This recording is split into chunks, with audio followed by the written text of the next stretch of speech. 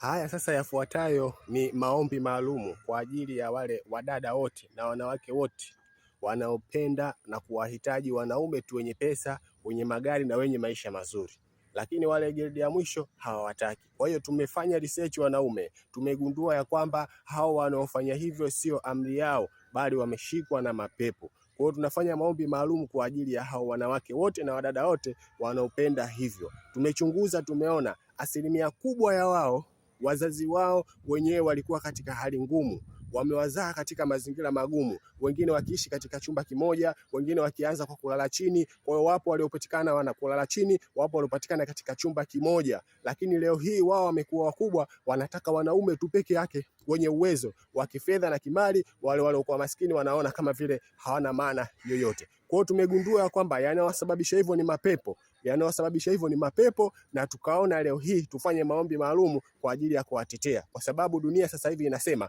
wanawake tukiwawezesha wanaweza. Kwa hiyo tumegundua kwamba haya mapepo ndio yanayosababisha wao wawe na akili hizi mbovu kwa ajili ya kuwapenda tu wale wanaume wenye pesa, wenye magari na wenye mafanikio. Wale wengine wa gredi ya mwisho wanawaacha. Aliyakuwa wanawake wa zamani hawakuwa hivyo, waliwapenda baba zao wakiwa hawana kitu.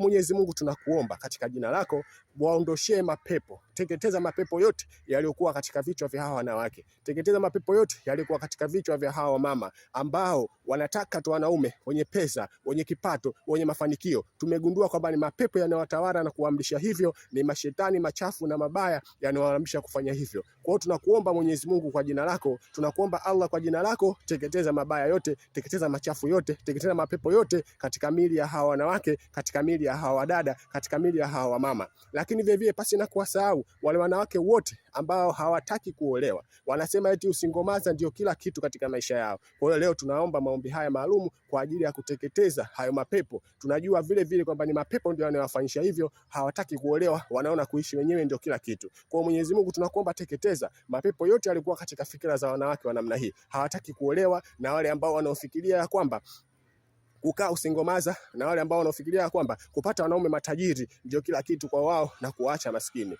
Mwenyezi Mungu teketeza, Mwenyezi Mungu teketeza, Mwenyezi Mungu sambaratisha, Mwenyezi Mungu ondosha kila aina ya ubaya. Amin. Tunapambana kwa ajili yenu. Mmesema mkiwezesha mnaweza. Sasa leo tunawawezesha ili muweze. Mjue kwamba ndoa ni kitu kizuri chenye thamani na kwenye kukulinda wewe.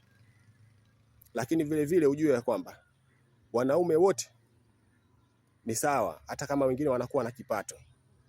Ila utakapokwenda kuishi naye vizuri na mkaanza kupita njia hizo, mnaweza mkafika huko juu kufikia kwa hawa wanaume ambao mnawataka kipesa.